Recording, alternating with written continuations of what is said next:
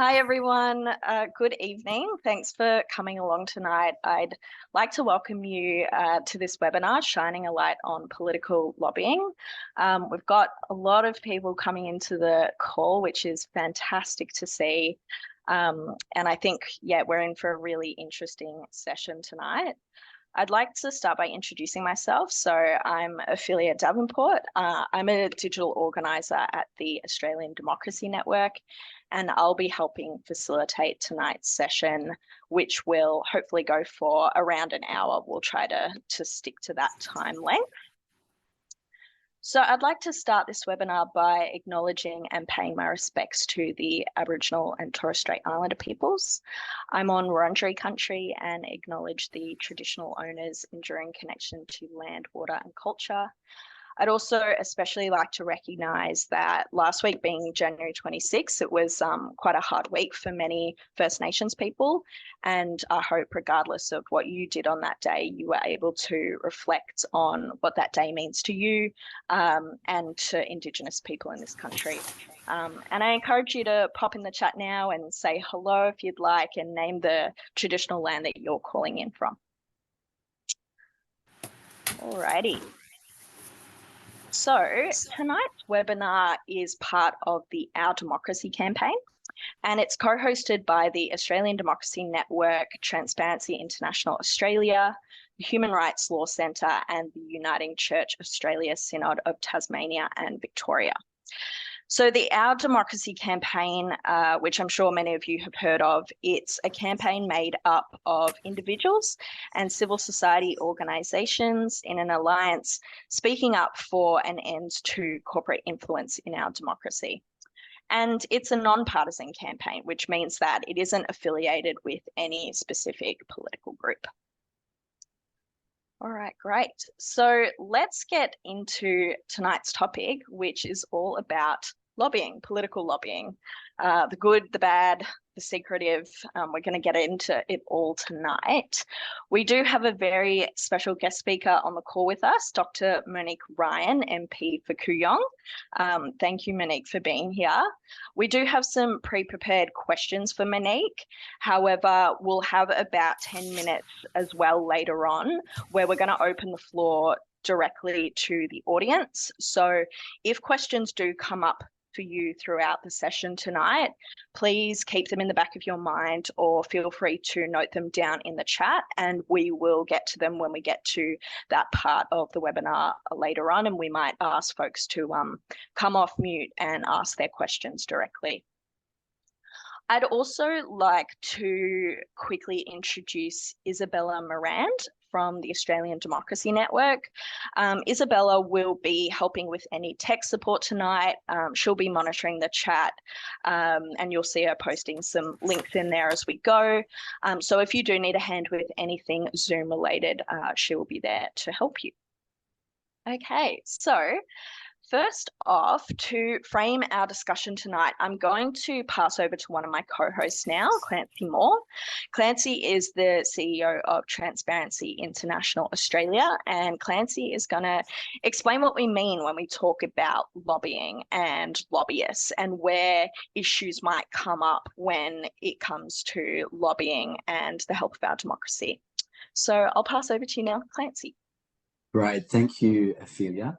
And thank you everyone for making time for this really important webinar. It's so good to see so many people giving up their time to talk about such a critical issue for Australia's democracy.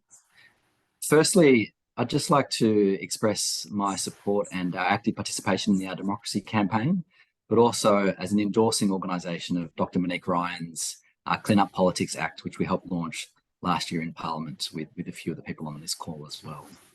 So this webinar, it's coming at a really important time for our democracy. Today, Transparency International, my organisation, we put out our Corruption Perceptions Index, which ranks 180 countries on a scale of 0 to 100, 100 being very clean, 0 being highly corrupt. Australia again scored 75 out of 100, which places us at about 14th. This is down from a high of 85 in 2012, but up from a couple of years ago. Today, we outline the importance of action on lobbying as one of the key things the government needs to do this year. This year is also really important for our democracy because we have an election coming around the corner in 2025. We also have legislative or parliamentary processes underway, including an inquiry into lobbying that Dr Monique Ryan and also Saffron Zolma will talk about later in this session as well. So it's a really important time for having this conversation. And just to reiterate, thank you for attending this really important webinar. But when we think about lobbying, I think the first thing we must always remember is that lobbying is actually a really important part of our democracy. Citizens, community groups need to speak to politicians. They need to get issues on the agenda. They need to have their voices heard. And there's a couple of little terms I just want to get across before we get into more of the substance of the issues and discuss some of the problems. Firstly, if we want to define lobbying, we can call it an act of communicating with politicians or public officials, such as advisors or staffers or public servants, to try and influence their decision-making. It's a really important part and legitimate part of the democratic process as well. To go into some other terminology, we have what's called third-party lobbyists. So these are people that are professional lobbyists. They often work for a professional lobbying firm and represent various clients, for example, big banks, the supermarkets, or the fossil fuel sector. Even non-government organisations might employ third-party lobbyists. A couple of examples that people might be familiar with include Hawker Britain or Textor Crosby, two very well-known and large third-party lobbying firms. We also have in-house lobbyists. So these are people that are employed to do government relations, engage with politicians on behalf of their employer as well. So just some kind of definitions to sort of frame the discussion. But just getting back to my original point about the importance of lobbying reform and the need to kind of level the playing field to really restore health in our democracy as well. And you'll hear much more about this from Dr Monique Ryan and Saffron in a second, but just to sort of provide some reflections from Transparency International's work in over 100 countries globally. We see the main problem in Australia with our federal regulations that, unlike many states and territories, we don't have much transparency around who's lobbying politicians, what they're talking about, where they're meeting, who they're representing as well. We also know that every day, and Dr Monique Ryan can add to this, harmful industries like the gambling sector, weapons manufacturers employ literally thousands of professional lobbyists to walk the halls of Parliament, meeting with politicians in secret and influencing policy. The problem with this is that it means that everyday voices like yours and non-government organisations often can't be heard, and that sometimes policy and legislation is made to benefit private interests against the public interest as well. This, I guess, lack of transparency around lobbying also has a corrosive trust on people's sense of democracy, and actually erodes people's trust in democracy as well, which is another kind of significant thing as well. So they're just some initial comments. I'm now really happy to hand it back to Ophelia, and we'll hear more from Dr Monique Ryan. Thank you. Great. Thank you so much, Clancy, for running through those key terms. And yeah, folks, you might be wondering, like, oh, why are we going into these definitions around what is the lobbyist? But that will become really clear when we talk about how different types of lobbyists are regulated. So thank you, Clancy, for taking us through that. I'm now very happy to introduce our next two speakers. So firstly, as I mentioned before, we're very fortunate to have Dr Monique Ryan with us, independent member for the federal electorate of Kooyong. Since being elected in 2022, Monique has advocated for integrity and honesty in politics, and she's been especially vocal on political lobbying reform, having tabled her own private members bill just last year, the Clean Up Politics Act. So welcome, Monique. And I'd also like to introduce Saffron Zolma, who is going to kick off with some questions to Monique before entering into a little bit of a discussion around lobbying. So Saffron is the Executive Director of the Australian Democracy Network, who, before working to curb corporate influence in politics, has had a long career in government relations, primarily in the climate movement. So I will hand over now to Saffron. Thanks, Ophelia, and hello, everybody. Lovely to see so many lovely people here with us this evening. We're going to run this question partly like this section like a conversation, but maybe a little bit like an interview as well, Monique. So I've got some questions that I'm keen to hear your take on. So I've been working effectively as a lobbyist, as Ophelia mentioned, for over a decade now, but I generally don't use that word when I tell people what I do, because a lot of people have a pretty negative reaction to that word, a little bit like the way I didn't generally like to tell people I was a lawyer before I became an advocate.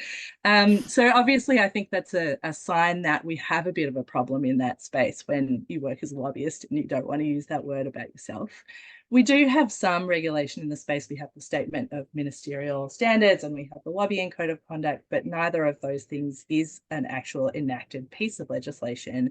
And as best I can tell from watching politics over the last 10 years, what we do have is not really enforced in a way that a layperson would expect if they read the documents. So I'd love to hear your take on a little bit more of the problem with the system that we have right now and where you think we need to focus on changing it. Thanks, Saffron. And just before I start, I'd like to thank the group for bringing this issue into this webinar tonight. Transparency International and the Australian Democracy Network, and also to acknowledge that I'm coming to you from the Wurundjeri lands of the Kulin Nation, and the earth on which I sit and live was never ceded. So I think you're right.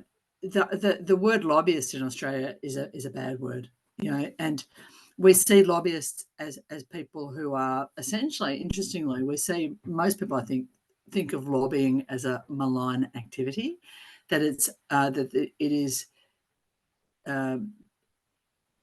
influencing politics or politicians or political decisions in a way which is not in the public's best interest, which is really interesting actually, because as we talked about in the introduction and Clancy mentioned, lobbying is a completely valid activity. And I think every day in the electorate, people lobby me. My electorate, my constituents lobby me. I go up there to get a coffee and two people tell me what I should be doing. And that's completely fine. That's what should happen. That's how politics should be. When you go to Canberra, though, you've got this enormous building where basically I've worked it out as far as we can best work it out. There's 15 lobbyists roaming the halls of Parliament House for every parliamentarian, if you put together the people from the House of Reps and the senators, and these are both the in-house and the third-party lobbyists.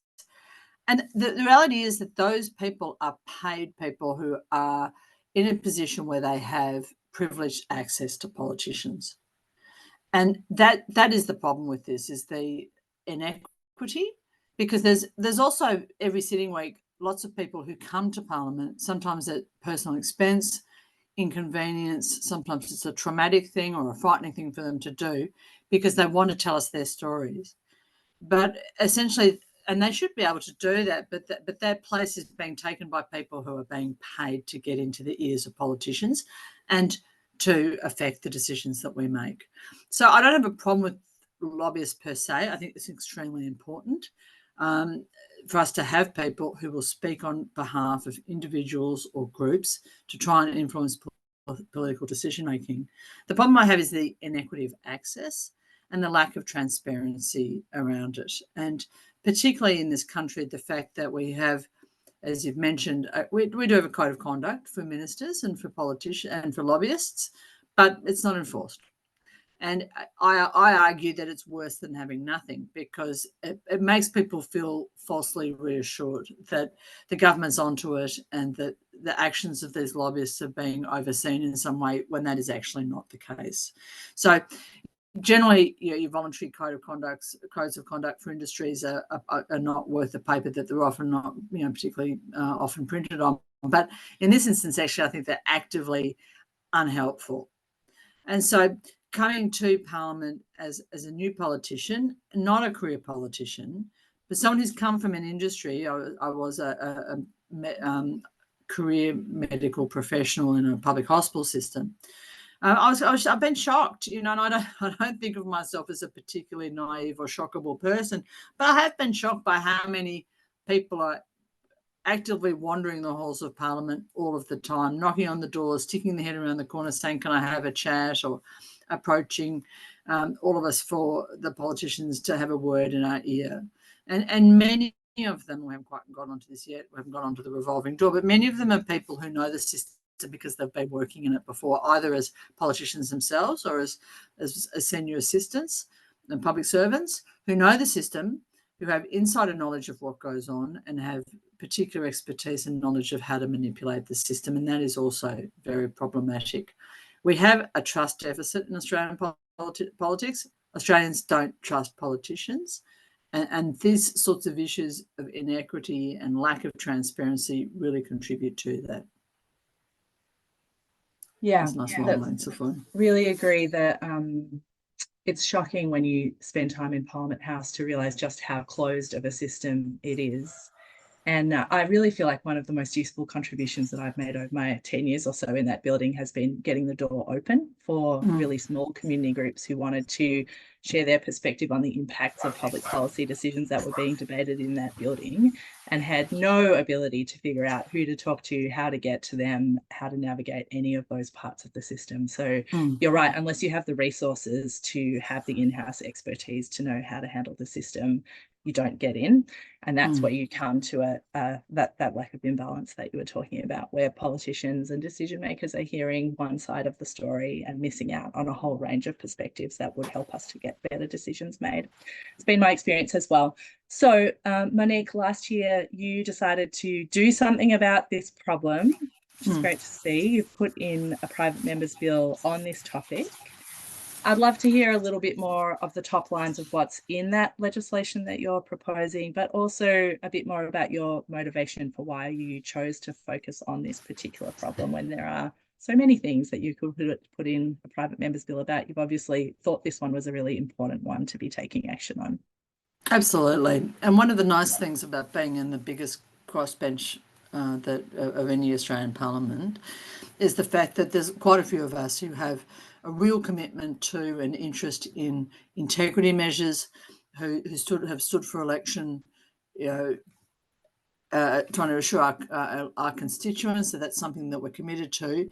And so there's quite a few of us who have taken action on various aspects of this, and we have worked collaboratively because there's no point in us all doing the same thing and leaving other bits uncovered. So I put my hand up very early on after the election to say that I was very interested in lobbying, and so that's become the area that I've really been focused on. But at the same time, I've benefited from the Crossbench colleagues, Helen Haynes, looking at things like grants, and obviously she's been very instrumental in getting the Anti-Corruption Commission up. Kate Chaney, who I work with very closely, is looking at things like political donations reform. Zal is looking at truth in political advertising. They're all really important pieces of the puzzle, and they're very complementary. And so it's lovely to work in that sort of setting where you have people who are like-minded. But the other thing is that I've had the opportunity to work with groups like your own, and to work with the retired judges and a whole lot of integrity groups and other expert groups who have been active and knowledgeable about this issue for a lot longer than I have. And that's one of the other beauties of being an independent, is being able to speak to everybody, and people have been incredibly generous with their knowledge and expertise. I've been very grateful with that. And so what's in the bill is not complete. There's more things that could be in there, but what we put in the bill were the things that we thought were absolutely key, and it has been developed with the support of many groups. It's gone round and round and round. It's not perfect. I just hope to get it to the floor of Parliament to debate it and have people work on it and work with me on improving it. But the key parts are that we would establish a register of lobbyists, which would include all lobbyists. So right now, the code of the lobbyist register that's in place, which is essentially unenforced, only includes third-party lobbyists. So that's people employed by, Crosby Textor or external groups to act on behalf of, gambling or tobacco, vaping industry, racing, greyhound racing, Qantas, whatever, that they're employed by those people to advocate on behalf of them. But it doesn't include the 80% of lobbyists who are in the building who are in-house lobbyists. So Qantas has 6 lobbyists who work in Parliament House, and that's where they work full-time. And they're not on the lobbying register because it's sort of assumed that we all know that because they tell us that they work with Qantas, that that's what they're there to do. But their activities are not cancelled. So a lobbyist register, which will capture all lobbyists, whether they're third-party or in-house. Opening up of transparency over the lobbyist activities. So an online register updated every 3 months where the lobbyists have to tell us who they've met with. And this is not all for the lobbyists, it's all politicians. So all politicians that have met with or senior public servants above a certain employment level, for how long, and who was present at the meeting, and what was the substance of the meeting. So it can't just be discussion. Some of the entries in the register are quite funny. Meeting. It should be. I met with so and so and so and so for 45 minutes. In this place, and we discussed a compensation scheme for the aviation industry. It doesn't have to be incredibly detailed, but it has to include enough substance that is meaningful. So the lobbyists have to do that every 3 months, and if they don't, there are significant penalties associated. At the same time, ministers have to do that as well. So we've got an ability to cross-check between opening, and that involves opening up of ministerial diaries. And again, I don't want to know when people are going to drop their kids off at school or going to the dentist, but I do want to know when they're meeting with people from Qantas about whether or not Qatar should get extra slots at the airports. In any meeting that's of any significance, and again, that's something that needs to be discussed and defined, that the ministers are doing, is also going to be something which will be public knowledge and that anyone can check and know about. Not in real time, because that would be probably too burdensome, but it's every monthly or every 3 months, and again, you can argue about how frequently those sorts of things should be done, but it's openly searchable, and it will put the onus on ministers to be transparent about who they're meeting with. The other part of it is the closing the revolving door. So there are so many examples of this. It's incredibly unfortunate, but we all know of examples just off the top of our head: Christopher Pyne, Julie Bishop, Joel Fitzgibbon, Scott Morrison, of senior politicians who have left portfolios in which they had insider knowledge, of course, of their portfolio, and had influence, and then have taken up a job in industry within a relatively short period of time, in a position where they're working on that portfolio. So, the classic example was Christopher Pyne working in defence, and within 7 days of not being the defence minister, was working for a defence procurement company, giving them his insider knowledge. But also there's some concern that decisions that he made prior to leaving that ministry might have been affected or made in light of what he knew his next career move was going to be. Now, whether or not it was, who knows? We'll never know. None of us will ever know. But it really does. That's very problematic. Australian people hate the revolving door because it really does increase the difficulty that we have in trusting the political decision making. It almost doesn't matter whether or not they do actually use that insider knowledge, doesn't it? Because the perception that they could or that they are has already contributed to the trust deficit that's undermining democracy more broadly. Has. Scott Morrison entering into a $368 billion contract for AUKUS, and then taking a job with one of the procurement companies who are involved with AUKUS, the AUKUS deal.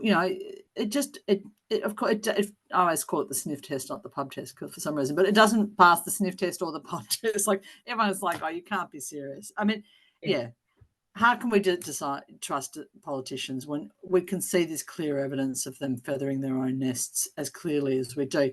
Now, it's not. There are some issues there. Someone said, but these people have no other skills. There's a lot of these people have only ever been politicians, or they've only ever been public servants. Where are they supposed to go? They've got nowhere else to go.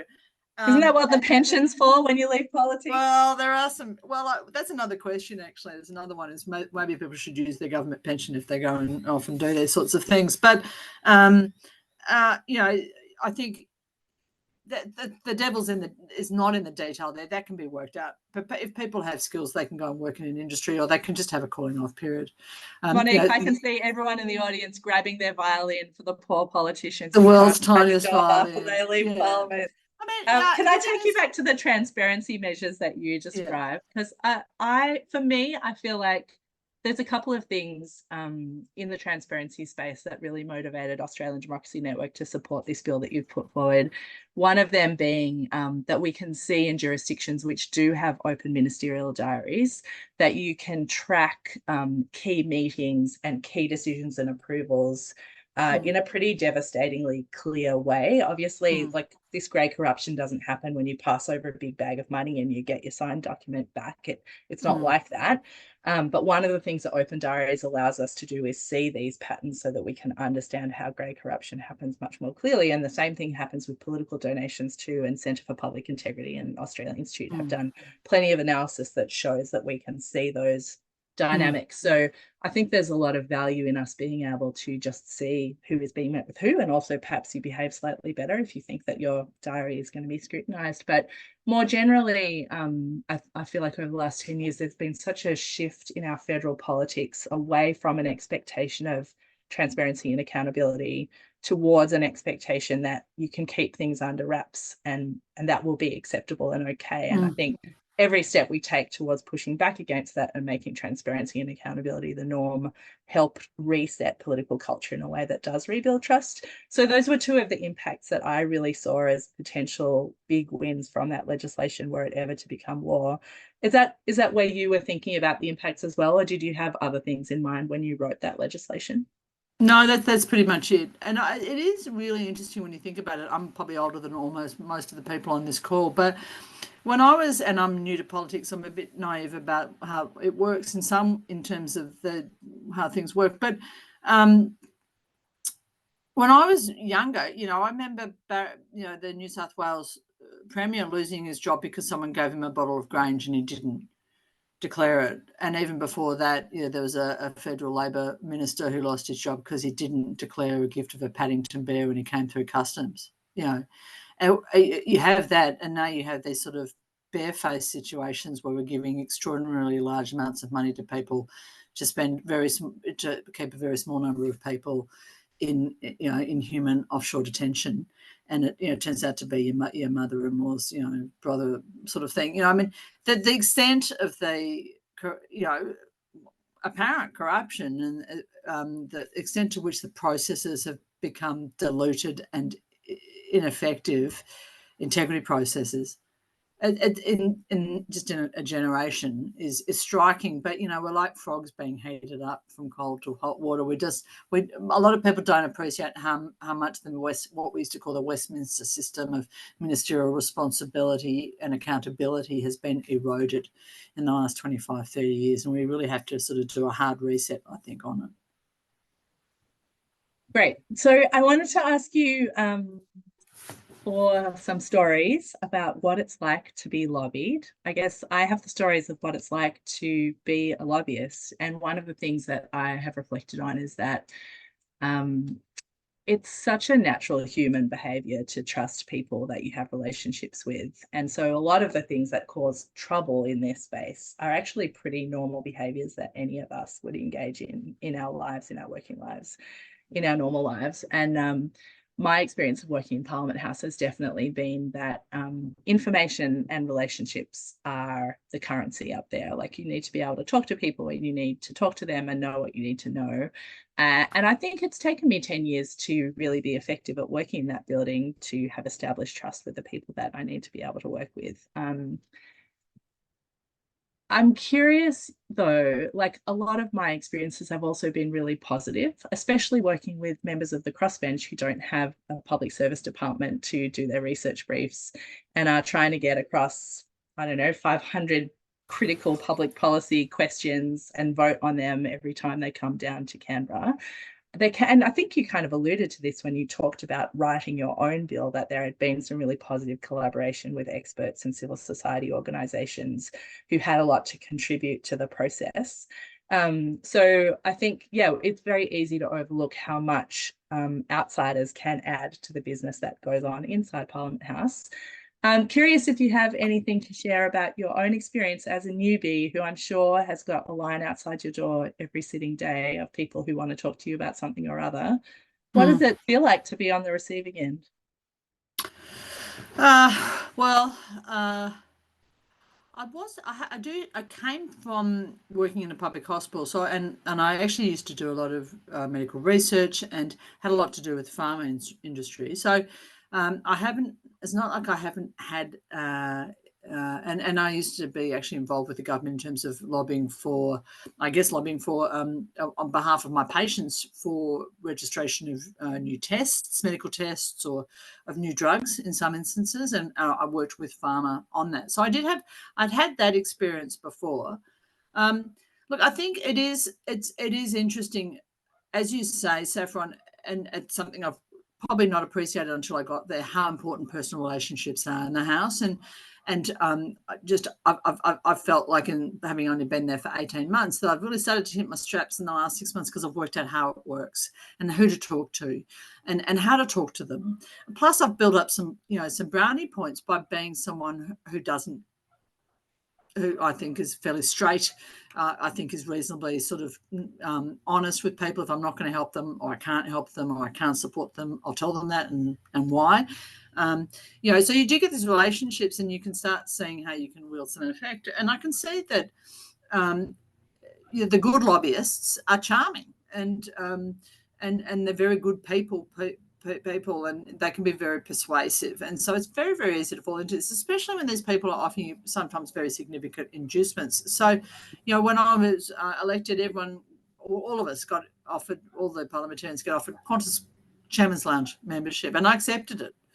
And I actually didn't initially, and then my team was like, "You're crazy," and everyone's like, "You're crazy. You got to do this. It's amazing. It's fantastic." So I did, and it's pretty nice, But then you think, well, hang on, what is this? This is actually pretty nice. What is this worth, this membership? You're going into this nice lounge and, and all these things every time you fly, and you end up flying a lot. So you end up spending a lot of time there. And there are real benefits to it in terms of when you're in the lounge, you've got a much higher chance of finding a minister and having a chance to have a 10 or 15-minute chat with him. Or I've met lots of people in the lounge who I wouldn't have met otherwise, where you think, oh, that's so-and-so, I really would like to talk to them about this or that. And people talk to you because, you're now in a position where, you've got shared interests or potential, to have some sort of influence on things. So it was really helpful. And if you're working, if you're there and your flight's 3 or 4 hours late, as they often are, you get to work in a good space and get a desk and some peace and quiet and all that stuff. So there's lots of things to it. But then you realise that actually that's not ideal. I should not be here. Because whether or not, and I know this from being a doctor, whether or not you understand, you feel that it's affecting you, it is affecting your behaviour and it's affecting your attitude to Qantas. So I gave up the Chairman's Lounge membership, but everyone else, most of the other parliamentarians thought I was crazy to do that. And you just have to try and be sort of super. And I'm not saying I'm great, because there are times I think, gosh, I'd love it now because I'm stuck here for 3 hours and the airport's absolutely chockers and people keep coming up and telling me, that I'm this or I'm that. And, I wouldn't mind some peace and quiet and just half an hour in the corner by myself. But yeah, it is interesting. But the thing that really has done my head in is the people who are lobbying for other people where what's actually going on is not clear. So I'll give you an example. So very early on, I was lobbied. 2 people came to talk to me on behalf of an organisation and they're both doctors, and I knew them both from my previous professional life, and well-respected doctors in their area. And they wanted to talk to me about vaping and why vaping was a good thing, and it will help people get off cigarettes and decrease nicotine addiction in this country. And that they were representatives of, I think it's called this is public knowledge, Tobacco Harm Reduction Society, and things. And so on the face of it, they were doing all the right things. But then when I looked into it, this organisation, but I didn't agree with them. I don't think vaping is ideal, and it's not a healthy thing to be doing. And in some places, it does help people get off cigarettes, but in most instances, it's a pathway to nicotine addiction. And there's lots of bad things about it, and it's a very vexed area. But the thing about this organisation, and I'm going to, this is where I get into trouble for saying these things, but they are on public record, is it is supported by a lobbying organisation, and that lobbying organisation is supported by a couple of Australian retail or consumer organisations, and they are supported by Philip Morris. And you had to really go through it and work out who do this and try and work this all out before you got back to the fact that here's two doctors, charming professional colleagues that you knew and who were very passionate and, apparently quite knowledgeable, who are actually lobbying on behalf of the tobacco industry. And when you start to unpack that and unpeel that things and the fact that is not a transparent thing, and I actually saw someone the other day quote one of them on social media, and I sent that person a message saying, I don't know if you know this, but that person is actually lobbying on behalf of Philip Morris. I'm like, oh God, no. It's really there's layer upon layer upon layer of interest. Yeah. And commercial interests and these sorts of things, and it's very, very hard to unpick it at times. And there can be a real trap for young players in trying to, people talk to you and you think, okay, I'll support that, or that seems like a great idea. You can be led astray very much by these incredibly well-funded, complex structures that are there basically to lead people like me down the garden path. Yeah, that's a really shocking example, but unfortunately kind of textbook actually of how a lot of these big industries mask their influence campaigns. And when you combine what you just described with public influence campaigns, where you can't necessarily tell the funding that's behind social media campaigns and advertising, and then political donations and gifts, when you put it all together, that's the machinery of state capture, which enables these private interests to really subvert important public interest decisions in the directions of their own profits and away from the public interest. So I think this legislation that you've written is one of the ways that we can start to unpeel all those layers of interest. It's certainly not a silver bullet, but such an important part of the puzzle. We're almost out of time, but Monique, I'd love to just quickly hear a little bit about the inquiry that's running at the moment. And particularly your take on how this can be a public opportunity for all of us who would like stronger transparency in our democratic system to be part of making it happen and show our support. Yeah, so it's one of the nice things about the parliamentary system is the ability for everyone to put their 2 cents in and to speak to inquiries and things like that. So I'm really, really keen that people do that. So David Pocock, who is, obviously a crossbench ally, he's in the Senate, and who's also spoken out quite a lot about very similar issues. We're all sort of in furious agreement about he has similar concerns about lobbyists and their actions in the building and things like that. So David's been able to get a Senate inquiry into lobbying up, and it's open for submissions at the moment. I think it's to the 9th of February, I think. And basically submissions to those sorts, and I'm really here to ask people, if you're interested and feel passionate about this, to put in a submission.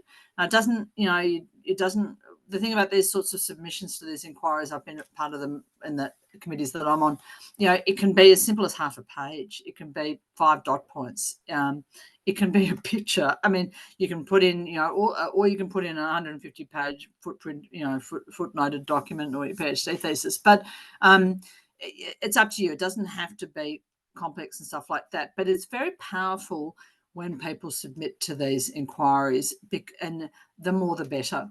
Very often you find with these inquiries that they get flooded by the people with a vested interest will try and affect the tone or of the submissions.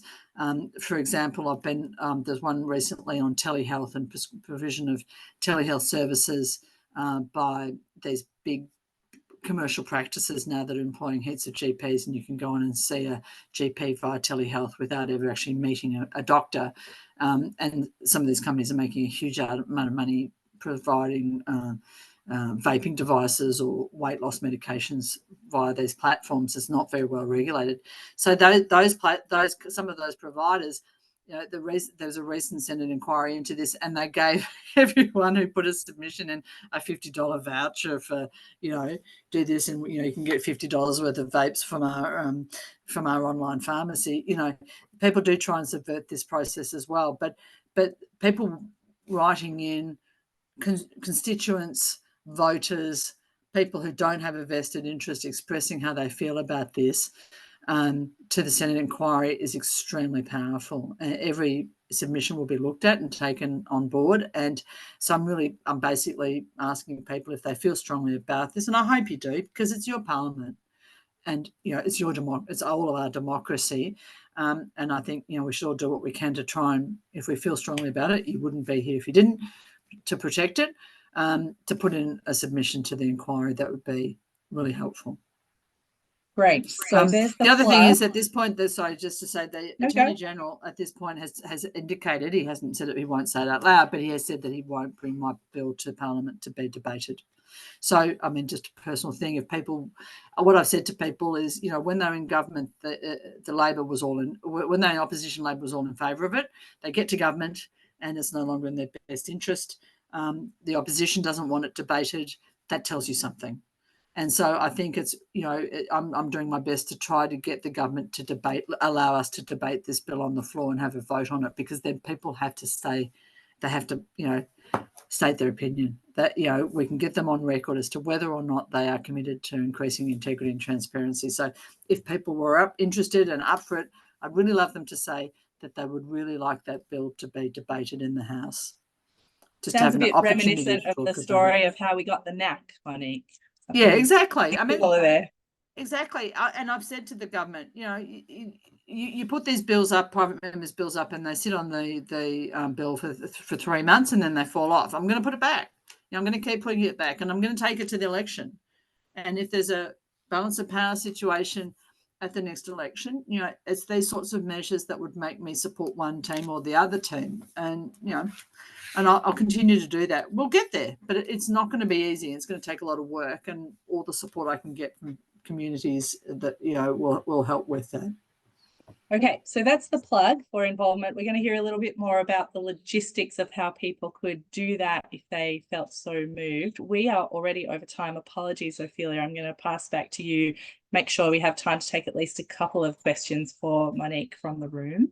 Back to you. Great. Thank you so much, Monique and Saffron, for that.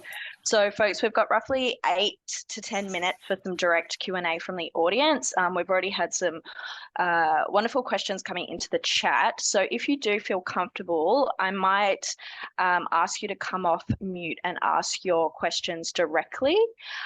We also will have Clancy available to be answering some questions as well.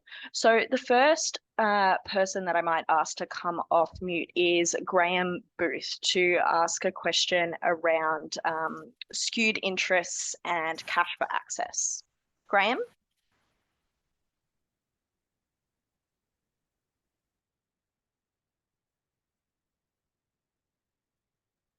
Sorry, I just had to fix the settings so that Graham could unmute himself, and I mistimed that slightly. Graham, it should work now.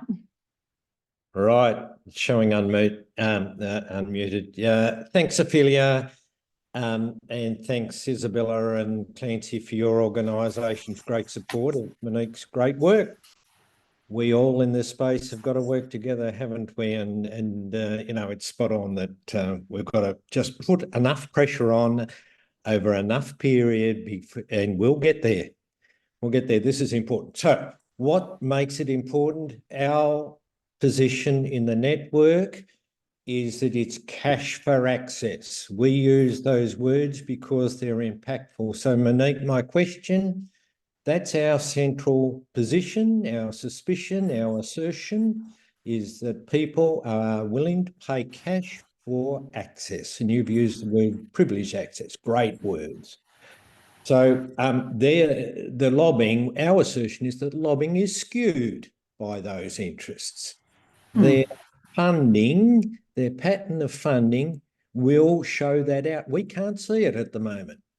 So my question to you is, can you just sort of explain the way your bill would enable that to be more clearly available and shown to journalists, the Australian public, the electors, everyone who, if we did know, would be horrified?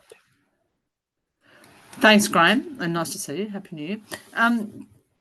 Well, I guess it is cash for access, but I get in many instances, I suspect. But I guess one of the difficulties is proving that, and putting in, demonstrating the relationship. This goes to that, goes to that, goes to that, goes to that, and sometimes it's a bit more subtle than that. Sometimes it's just a nice dinner where you get wined and dined, and you might meet someone really interesting that you're interested in. You don't know, and they say, "Well, would you like to come to have dinner and meet so and so?" And you think, "Oh, gee, that sounds quite nice." I've just done a 12-hour day, and there's nothing in the fridge at home, so yeah, so sure, and you go that, and so sometimes it's not as simple as cash. Now, I suspect sometimes it is as simple as cash, but it can be difficult to demonstrate that. But we're all very human, and I think our decision making sort of proactively will be influenced by the fact that if people know that that I am meeting with Qantas, for example, to talk about whether or not I should be giving routes to Qatar, and that I'm going to announce that decision about whether or not Qatar should get extra air routes next week. But if people are going to know that I did meet with Qantas this week, and that maybe I won't meet with Qantas actually, or it's basically about putting the rules of behaviour in place proactively to stop, prevent there being that at least impression that things have been influenced by the sort of vested interest, if you know what I mean. The cash for access aspect of things is there too, but it's slightly different. I mean, that is sort of overt corruption if there is money like that involved, and then, and that's another piece of the integrity puzzle to some extent. I'm not sure that all of that sort of activity would be captured by this piece of legislation, but it would capture some. Yeah, just to add to Monique's answer and your really good question, Graham. If we look at the gambling and alcohol sector, we know that in the lead up to the 2022 election, they spent about $3.3 million on donations to the major political parties and candidates as well. Furthermore, due to a recent Freedom of Information request by journalists, we know that the Minister for Communications, when contemplating a bill to regulate the gambling sector, had about 60-odd meetings, the majority of whom were with members of the gambling lobby or their professional lobbyists as well. So what Monique's bill would do would actually shine a light on those lobbying firms and who they met with. And I think, go some way to actually level that playing field. So a minister actually should be meeting with other constituents and other interests and actually hear from other people, not just the vested interests like the gambling sector in this particular case as well. Great, thank you, Monique and Clancy. Our next question is from Robert Day. So Robert, if you're there, I invite you now to come off mute and ask your question out loud.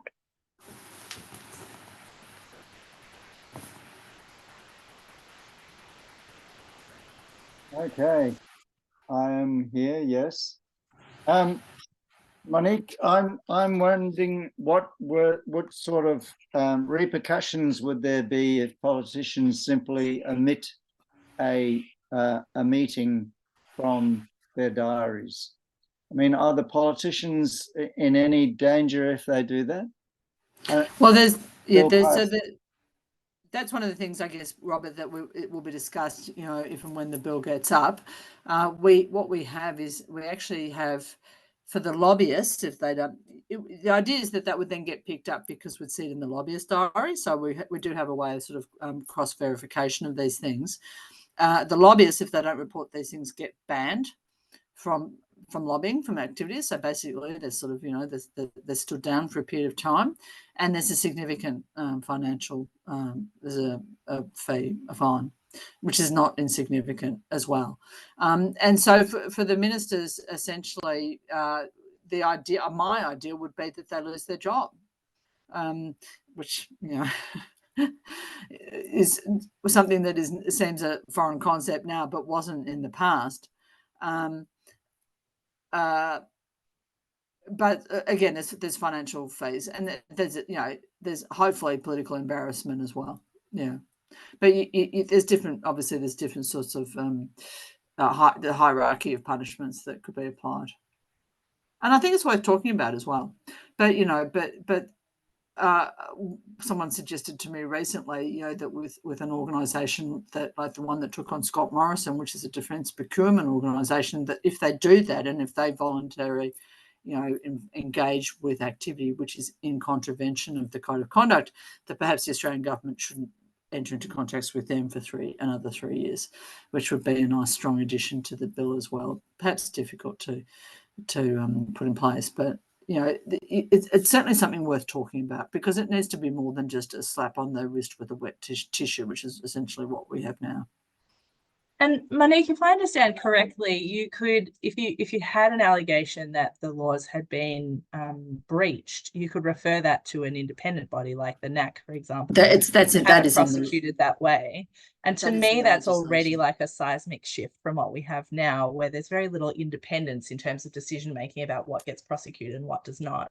That's exactly right. And so it used to be that until relatively recently, the code of conduct such as we have it was administered by the Prime Minister and Cabinet, Department of the Prime Minister and Cabinet. Then it went to the Attorney General's Department relatively recently, but that really hasn't led to an improvement in activities. But under the legislation as we have it, anything which is of sufficient significance would be referred to the NAC, and the NAC would be administering that, investigating it, and looking at whether or not prosecution, for example, might be appropriate. Yeah, look, and just to add again, I think there is a need for a strong stick with this stuff. The current lobbying code of conduct is really a toothless tiger. There are no penalties. All that happens is you get deregistered, and that often doesn't happen anyway. But in other jurisdictions like Canada, the US, and Ireland, there are actually fines and even imprisonment for some groups or individuals that breach the lobbying laws as well. So I think a really big stick is important to actually have an enforceable set of laws around lobbying as well. Right. We have two questions that have come into the chat that are quite similar around the relationship between lobbyists and public servants. So would either Louise Woodward or Joe Z like to come off mute now and ask your question?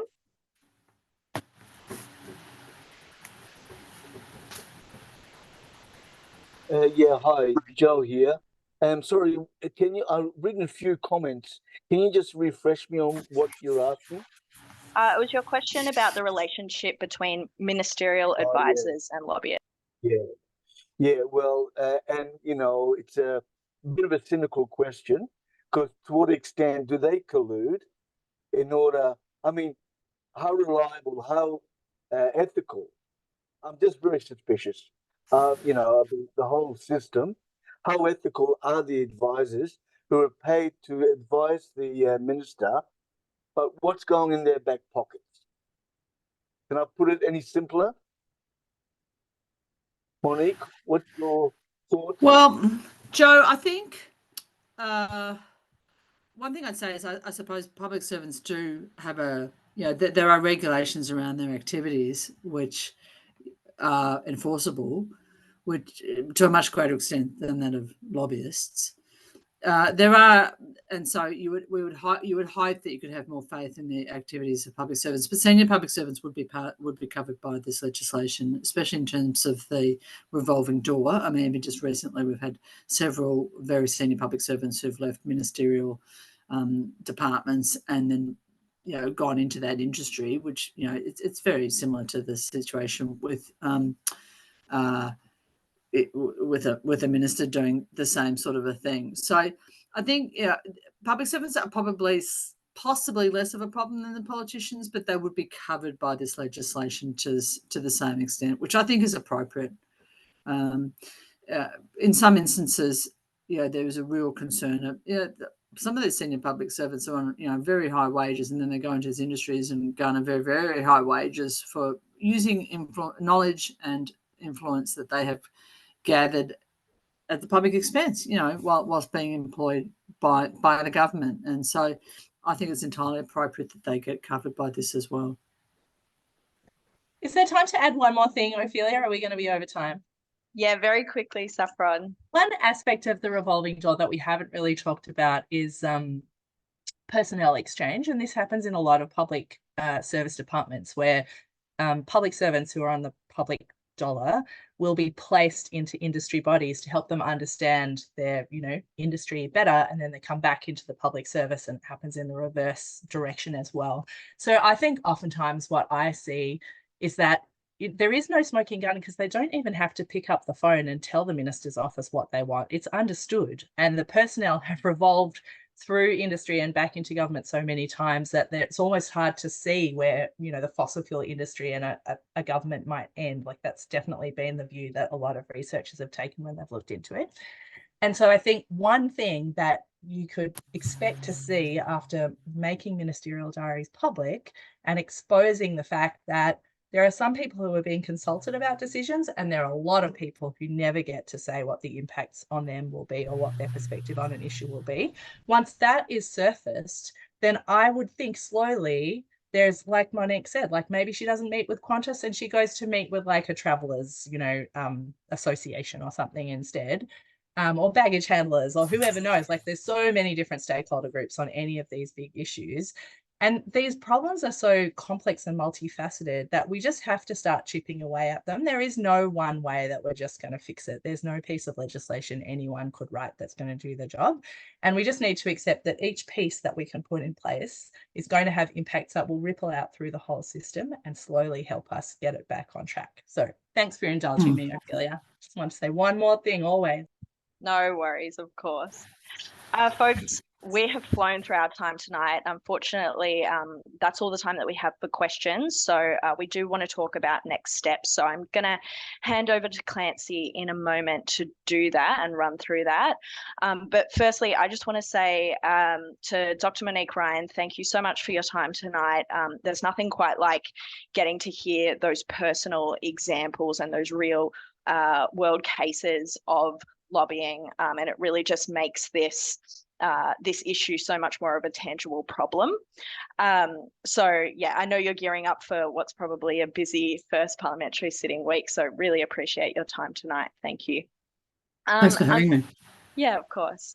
I'm now going to hand over to Clancy, who's just going to talk a little bit more about what we can do, what you can do, and then we will wrap it up for tonight. Great. Thank you, Ophelia, and thank you everyone for coming once again. Just to go back to my original points, and as Australia's leading anti-corruption organisation, I think it's important to reflect on how other countries are doing, tackling corruption. And if we look at other sort of like-minded allies or countries we might look to, for example, Ireland and Canada, they both have really strong legislation around the regulation of lobbyists. Their laws include the publishing of ministerial diaries, penalties, revolving door issues, stronger cooling off periods, all these things that Dr. Monique Ryan's bill includes. They also score much better than Australia on the Corruption Perceptions Index. So there's evidence to back up this campaign that the Our Democracy campaign is running as well. But importantly, change takes time, and it takes all of us working together. The National Anti-Corruption Commission took about 15 years of advocacy from people like you and some of the organisations represented today. So there's a really important thing that you can all do after this webinar, and that's get involved in the inquiry that Dr. Monique Ryan talked about that's being led by David Pocock, the Independent Senator for ACT. So the Our Democracy campaign has a submission guide, and it's really easy to do. It takes about 5 minutes. You get online, you write a couple of sentences in, and then government and the inquiry will actually read it as well. And the key things you need to be asking for are around greater transparency, ministerial diaries to be published, and also longer cooling off periods to stop that situation where ministers and public servants leave politics and take up really cushy jobs, high paid jobs, potentially industries that they're meant to be regulating as well. So I think Ophelia is going to put in the chat encourage everyone to take part. Everyone working together, we can make a difference, and we will make a difference. And just lastly, thank you so much once again for taking the time to come to this really important webinar today. Thank you. Great, thank you, Clancy. Folks, that brings us to the end of tonight's webinar. It's been wonderful to have you all here. We will be sending around a follow-up email with the recording of tonight's session if you'd like to share it around or watch back on any of the parts of the webinar tonight. We will have links to the web pages that Clancy just spoke to and a place where you can go to make a submission to the inquiry. Thanks once again to all our wonderful speakers, and of course to you for all your really pertinent questions. Great, we will wrap it up there on the dot, 8 o'clock. So thanks everyone, and have a great rest of your week.